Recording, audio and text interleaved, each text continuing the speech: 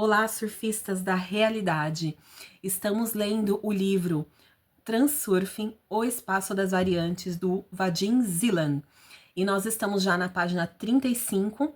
Esse, se não me engano, é o 6º vídeo. Ainda estamos no primeiro capítulo, mas já no finalzinho, indo já caminhando para o segundo, que nós vamos falar sobre os pêndulos. Então, para você acompanhar essa leitura e se aprofundar em transurfing, não ser aquela pessoa que fica apenas praticando a técnica sem entender o fundamento, as bases da filosofia do transurfing. Vamos lá, a gente está na metade da página 35. Vamos ler, gente. Deixa eu me apresentar, Luciana Luz, sou terapeuta, psicanalista, sou analista junguiana, contadora de histórias. Eu amo ler, é uma das coisas que eu mais amo fazer na vida. E eu escolhi ler alguns livros aqui com vocês no YouTube. Eu estava lendo o livro O Poder do Agora, dei uma pausa para pegar uma onda nesse surf que tá rolando do transurfing, porque eu li esse livro em 2023, eu li também o outro livro do Vadim Zeland, que é o livro da Tuft, A Sacerdotisa. Esses livros são incríveis. O universo do transurfing é um mundo incrível, que está alinhado com os maiores autores, Greg Braden, Neville Goddard, Abrahams. A maioria deles entendem e estão alinhados com a física quântica e com o Kybalion, né? Então vamos lá, gente. Estamos aqui. Discutir a prevalência no espaço infinito de um ou outro modelo é simplesmente absurdo e mesquinho. Nós estamos no capítulo que fala do enigma do guardião, tá? Imagine, ele já está explicando a teoria do espaço das variantes para nós e está fazendo muito sentido. Imagine um aumento infinito nas distâncias. Lá longe não há limite.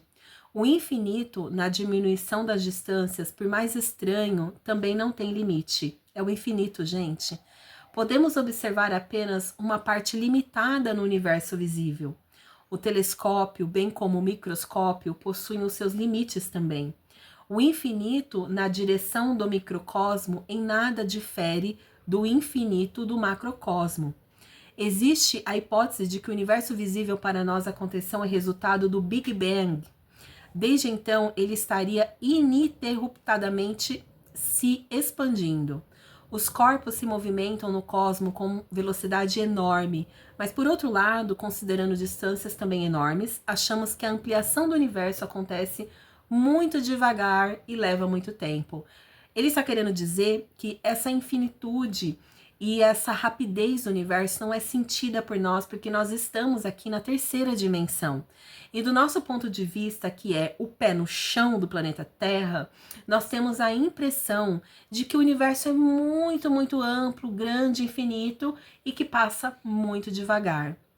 Sabe-se também, ele continua, que no vácuo, a cada instante, do nada nascem e logo desaparecem partículas elementares. Considerando a relatividade do espaço e do tempo, nada impede observar cada partícula dessas como um universo em separado, semelhante ao nosso. Pois não sabemos a composição das partículas elementares. Para os físicos, elas se manifestam ora como ondas, ora como partículas. Voltamos aqui para o experimento da dupla fenda. Avançando cada vez mais para dentro do microcosmo, as distâncias relativas se tornam tão enormes e o tempo para a observação interna novamente se torna mais vagaroso. Para o observador externo, o nosso universo existe um instante, como a partícula nascida e apagada no vácuo. Mas para nós, como observadores internos, o universo vive milhares de anos. Vamos ver se eu pensei em algo aqui, vamos ver se eu vou saber explicar para vocês. Sabe aquela teoria que, na verdade, não é uma teoria, é uma teoria científica de que o Big Bang para algumas galáxias ainda não aconteceu? Ou seja, aquela explosão de átomos, né, aquela explosão atômica que deu início, que criou a matéria que nós entendemos hoje como corpos, como madeira, como árvores, enfim, o ar que a gente respira, a água, os elementos elementares da natureza, para alguns lugares do universo, em termos de tempo, espaço e distância, esse som ainda não chegou, porque ele está se propagando no universo. e leva anos-luz para chegar, por exemplo, em outra galáxia. Então, por exemplo, outro dia eu vi uma teoria bem interessante, se eu não me engano, foi no canal Ciência Todo Dia. Ele explica que aquela transmissão que foi feita pelo Hitler, dando início à Segunda Guerra Mundial, né? Aquele pronunciamento que ele fez, que ficou ecoando nas rádios do mundo todo na época, nem sequer chegou ainda, essa transmissão de rádio nem sequer chegou ainda em alguns planetas do nosso sistema solar. Porque essa onda de rádio ainda está se propagando e ela leva tempo. Então, talvez, lá em, sei lá, Plutão, em Urano, talvez ainda não se sabe que a Segunda Guerra começou e aconteceu e terminou e já passou outras coisas de lá para cá. O Trump tá querendo começar a Terceira Guerra Mundial. Então, vocês entendem o que é isso que ele tá querendo dizer aqui? Quando você toma um gole de café, reflita. Quantos universos eu acabei de engolir? Uma quantidade infinita, porque o infinito não se reparte em partes. Isso a gente aprende em Um Curso em Milagres. Voar dentro do microcosmo é tão longe e demorado quanto nos espaços ilimitados do cosmo exterior. Ou seja, ele está dizendo aqui sobre a lei da correspondência, que diz assim como abaixo, acima, assim como é dentro, é fora. Percebe? O microcosmo é igual ao macrocosmo, depende do ponto de vista que está vendo. É disso que ele está falando aqui. O tempo, assim como o espaço, é infinito para frente, assim como é para trás.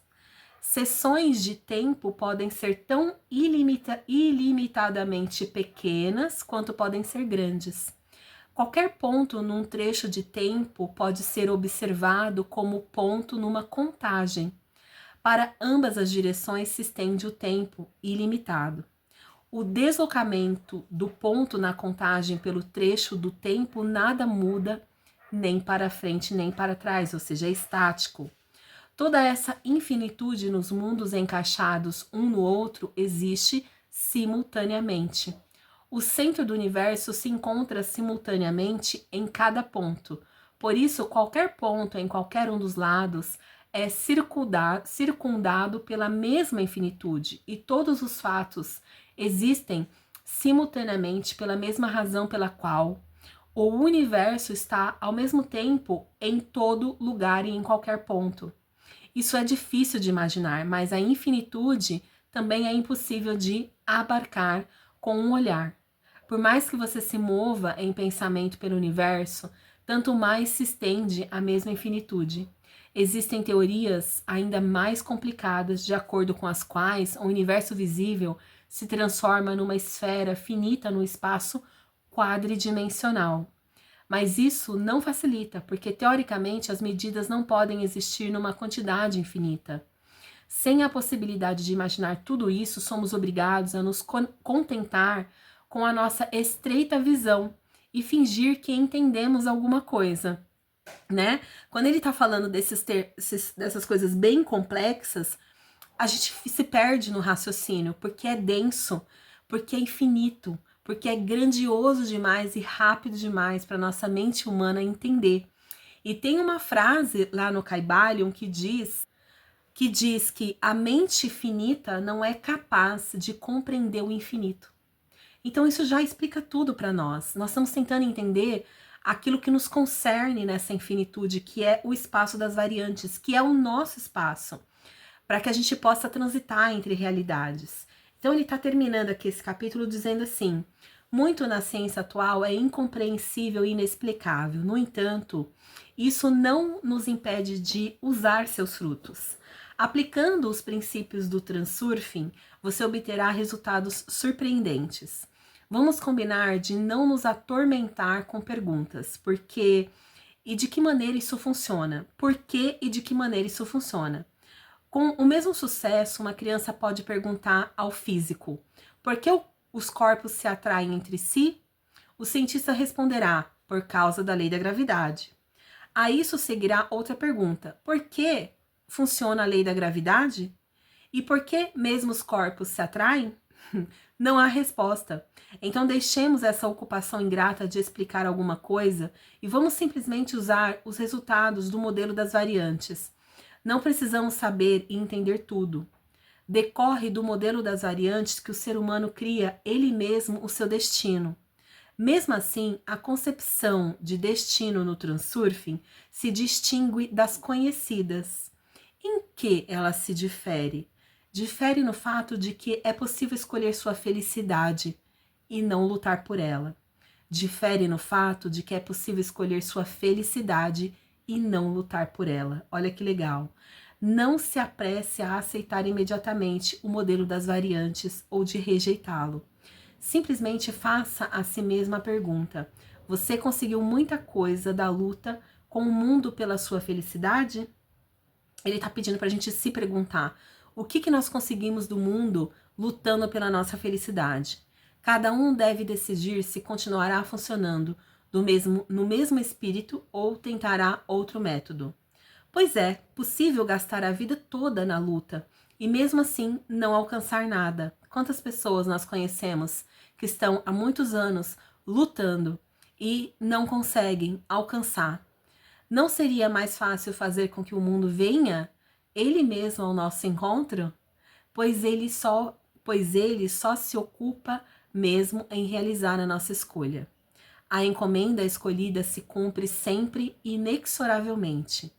A encomenda da sua escolha se cumpre sempre inexoravelmente, ou seja, não existe possibilidade daquilo que você escolhe, da forma como ele vai ensinar aqui, que não aconteça.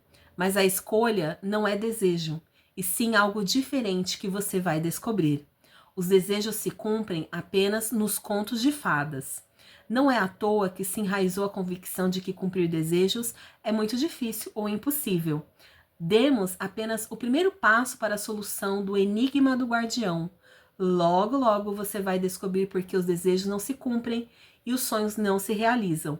E aí ele dá um pequeno resumo do que nós estudamos em tudo isso. A realidade se manifesta numa infinita diversidade de formas. A variedade múltipla do mundo é sua primeira propriedade fundamental. Gente, isso é um postulado. A propriedade fundamental do universo é a variedade múltipla do mundo. Qualquer modelo apresenta apenas um aspecto separado da manifestação da realidade. Qualquer ramo de conhecimento se baseia no aspecto escolhido da manifestação da realidade. A sua escolha sempre se realiza. Aquilo que você escolhe, você recebe. Por isso que a Esther Hicks escreveu o livro Peça e Receberás, ou Peça e lhe seja dado, algo assim, que é um verso bíblico, né? Tá lá na Bíblia que tudo aquele que pede, recebe. Todo aquele que bate, a porta se lhe abrirá. Entendeu? Só que tem um contexto e um pretexto depois disso. É a mesma coisa aqui. Aquilo que você escolhe, você recebe. O espaço das variantes é o campo de informação do que era, do que é e o que será. O campo de informação contém variantes potenciais de qualquer acontecimento, ou seja, tudo que aconteceu, acontece e acontecerá, já existe. A variante se compõe do roteiro e cenário. Ou seja, o que é a variante? Ela é composta de um roteiro e de um cenário. E ele vai se aprofundar mais nos próximos capítulos.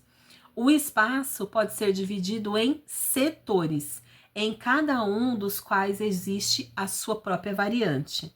Quanto maior a distância entre os setores, mais forte a diferença entre as variantes, que é aquilo que nós falamos sobre os pontinhos. Cada ponto na linha do tempo é uma variante. Então, quanto maior a distância entre um ponto e outro, mais forte a gente vai. Quanto maior a distância entre os setores, mais forte é a diferença entre as variantes. Ou seja, uma variante que é muito pertinho da outra muda pouca coisa na vida dela.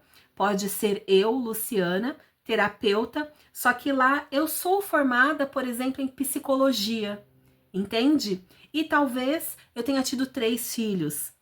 Agora, nessa realidade aqui, eu não tenho formação em psicologia, eu tenho formação em psicanálise, eu tenho 2 filhas.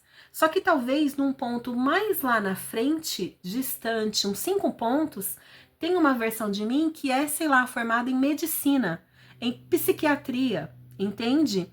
E talvez não tenha escolhido ter filhos.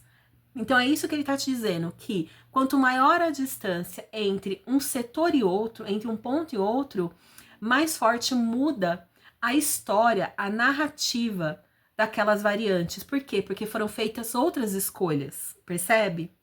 Os setores com parâmetros aproximadamente similares se estabelecem na linha da vida. A realização material se move no espaço como coágulo da densidade, que foi aquela alusão que ele fez sobre os canos congelados. A irradiação na energia do pensamento materializa a variante potencialmente possível, ou seja, a energia que é irradiada, que é liberada do nosso pensamento é que materializa a variante que nós queremos, que é o potencial. Cada organismo traz sua contribuição na forma da realização material. Ou seja, todo organismo, qualquer ser que a gente chame de objeto inanimado, aquela minhoca, aquela ameba, qualquer ser, é a história da borboleta que, que bate as asas. E ela cria um efeito que pode se manifestar do outro lado do universo, sabe? O efeito borboleta. É disso que ele está falando aqui. Quando os parâmetros da irradiação do pensamento mudam, acontece a transição para outra linha. Então, como eu dou um salto na realidade? Através da energia do pensamento que eu vou irradiando. Você não pode mudar o roteiro, mas é capaz de escolher outro roteiro. Não é preciso lutar pela felicidade, basta simplesmente escolher para si a variante que mais lhe agrada. Então, esse aqui é um resuminho de tudo que foi dito nesse primeiro capítulo, Pêndulos, capítulo 2. Fica aqui com a gente. Então, pessoal, só para a gente completar esse vídeo, dá 30 minutos, vamos entrar no capítulo 2 do livro, Pêndulos, os pêndulos, né? Então ele explica primeiro o que é pêndulos. Grupos de pessoas pensando na mesma direção. Criam estruturas energéticas informacionais. Essas estruturas começam a se desenvolver independentemente e submetem as pessoas às suas leis. As pessoas não se dão conta, ou seja, é inconsciente, que involuntariamente funcionam a favor dos interesses desses pêndulos. Como despertar dessa pegajosa alucinação? Aí ele já dá a dica. Arrende-se e desapegue-se. Então, bora lá. Ele vai começar pelos pêndulos destrutivos. Eu adoro esse tema, gente. Desde crianças, fomos ensinados a obedecer à vontade alheia. Cumprir obrigações, servir aos pais, à família, ao partido político, à empresa, ao governo, à ideia, aos outros. Mas obedecer a si mesmo só no final da fila. Cada um sente obrigação, responsabilidade, necessidade, culpa. Cada ser humano, de uma forma ou de outra, presta serviço, entre aspas, em diversos grupos e organizações. Família, clube, instituições educacional, empreendimento, partido político, governo e assim por diante. Se ele fosse brasileiro, gente, ele ia falar a primeira instituição, igreja, mas ele é russo. Todas essas estruturas nascem e se desenvolvem quando um determinado grupo de pessoas começa a pensar e agir numa mesma direção. Isso é pêndulos, pessoal. Estruturas que nascem e se desenvolvem quando um determinado grupo de pessoas começa a pensar e agir numa mesma direção. Egrégora, eu gosto de chamar de egrégora. Depois se juntam mais pessoas, né? Começa a aglutinar. E a estrutura cresce e sua energia aumenta. Obriga seus membros a se submeter a regras estabelecidas. E, em última instância, pode subjugar grandes camadas da sociedade. Então, é muito visível alguns pêndulos. Tem alguns pêndulos que são tão fortes que arrastam. Quantos pêndulos já arrastaram vocês, já me arrastaram? Por exemplo, o pêndulo da religião, né? Dos evangélicos. E eu fui ensinada a ter medo das pessoas das outras religiões. Por exemplo, pessoas espíritas, eu tinha medo. Pessoas de religiões de matriz africana, eu tinha medo, eu nem me aproximava. Então, olha só, isso são pêndulos, nos arrastam. A gente vai na manada. Por exemplo, partidos políticos, por exemplo, clubes de futebol, times de futebol, torcidas. Então, esses são os pêndulos mais visíveis. Mas ele vai explicar que existem também pêndulos que a gente não percebe que estão nos engolindo. No nível da realização material, a estrutura é composta de pessoas, unidas em torno de metas comuns e objetivos materiais, como edifícios, armas, móveis, equipamentos, técnica e assim por diante. Mas o que está na retaguarda, né, por trás disso tudo no nível energético, surge a estrutura quando os pensamentos de um grupo de pessoas fluem para uma direção e, consequentemente, os parâmetros da energia pensamental são idênticos. A energia pensamental das pessoas diferentes se une numa corrente única. Neste caso, em meio ao oceano de energia, cria-se uma estrutura enérgico-informacional, ele usa tudo isso numa mesma palavra, enérgico-informacional separada, independente. Um pêndulo de energia. Essa estrutura começa a ter vida própria e submete as pessoas às suas leis, movendo-as em sua consciência. Lá no livro Mais Esperto que o Diabo, o autor, Napoleon Hill, ele usa um termo que o significado desse termo é muito parecido com esse aqui de pêndulos do Vadim Zeland. Ele usa o termo ritmo hipnótico, que é quando as pessoas elas são arrastadas por uma forma de pensar, uma forma de agir, um comportamento que está no inconsciente coletivo. Então, se a gente for pensar em Jung, né, a gente pode pensar em inconsciente coletivo, que arrasta as pessoas para um ritmo, um comportamento de vida. Então, vamos lá. Aí ele fala assim, ó, neste caso, em meio ao oceano de energia, cria-se uma estrutura enérgico-informacional separada, independente, um pêndulo de energia. Essa estrutura começa a ter vida própria e submete as pessoas às suas leis, movendo-as em sua consciência. Por que pêndulo, né? Por que essa palavra? Porque ele oscila com mais força quanto mais pessoas, adeptos, alimentam-no com sua energia. Cada pêndulo possui sua frequência característica e oscilação. Por exemplo, é possível movimentar um balanço somente empregando força numa determinada frequência. Essa frequência é chamada de ressonância. Caso a quantidade de adeptos ao pêndulo diminui, sua oscilação se extingue. Olha que interessante, gente. Isso também é física, né? Quando não sobrar nenhum adepto, o pêndulo vai parar e morrer. Aqui, então, alguns exemplos de pêndulos extintos. Antigas religiões pagãs, ferramentas de pedra, antigas armas, velhas tendências da moda, disco de vinil, apesar que esse pêndulo tá voltando. Em outras palavras, tudo o que existia antes e atualmente está fora de uso. Provavelmente você está surpreso. Será que tudo isso são pêndulos? Sim, quaisquer estruturas com seus atributos criadas pela energia mental das pessoas são pêndulos. Todos os seres vivos capazes de irradiar energia numa determinada direção, cedo ou tarde, criam pêndulos de energia. Eis exemplos de pêndulos na natureza viva. Colônias de bactérias, populações de seres vivos, escolas de peixe, eu achei interessante. Eu acho que essa tradução meio que saiu errada. Vamos dizer assim, cardumes, né? Rebanhos de animais, florestas, pradarias, formigueiros, quaisquer estruturas aproximadamente ordenadas, organizadas e pertencentes a uma raça de organismos vivos. Cada organismo vivo é por si um pêndulo elementar, já que representa uma unidade energética. Quando um grupo desses pêndulos individuais começa a oscilar em uníssono, ou seja, numa mesma frequência, cria-se um pêndulo grupal. Ele se coloca sobre seus adeptos como um acréscimo. Existe como uma estrutura separada, independente e estabelece regras para seus adeptos a fim de mantê-los juntos e obter novos adeptos. Tal estrutura é independente no sentido de que se desenvolve sozinha, seguindo suas próprias leis. Os adeptos não percebem que funcionam pelas leis do pêndulo e não por suas próprias vontades. Gente, quer exemplo melhor que as religiões? Cara, é porque é uma coisa que eu pertenci e que é muito forte. Mas pensa em religiões mais fechadas, como os Testemunhas de Jeová, como os Cristãos do Brasil. Essas que têm uma filosofia própria, que são mais fechadas, tem muitas regras para se seguir, né? Aí ele dá um exemplo. O aparelho burocrático se desenvolve como uma estrutura independente da vontade de seus membros. Né? Eu percebo essa frase dele como ele está falando de algo estatal, do Estado, né? Uma burocracia do governo, por exemplo. É claro que um membro influente pode tomar uma decisão independente, mas essas decisões não podem contrariar as leis do sistema, senão esse membro será expulso. Até uma pessoa sozinha que representa um pêndulo nem sempre deixa perceber seus motivos, como, por exemplo, um vampiro energético. Ou seja, gente, até as pessoas que participam daquele pêndulo, elas estão também se alimentando da energia do pêndulo. E o pêndulo, que é a formação coletiva, se alimenta das energias dos indivíduos. Qualquer pêndulo é destrutivo por natureza, por retirar a energia de seus adeptos e estabelecer poder sobre eles. A destrutividade do pêndulo se manifesta em não se importar com o destino de cada um de seus adeptos. O objetivo do pêndulo é único, receber energia do adepto. Mas se isso é ou não benéfico ao próprio, não importa. A pessoa, ao se encontrar sob influência do sistema, é obrigada a construir sua vida de acordo com suas leis. Senão, o sistema a mastiga e cospe fora.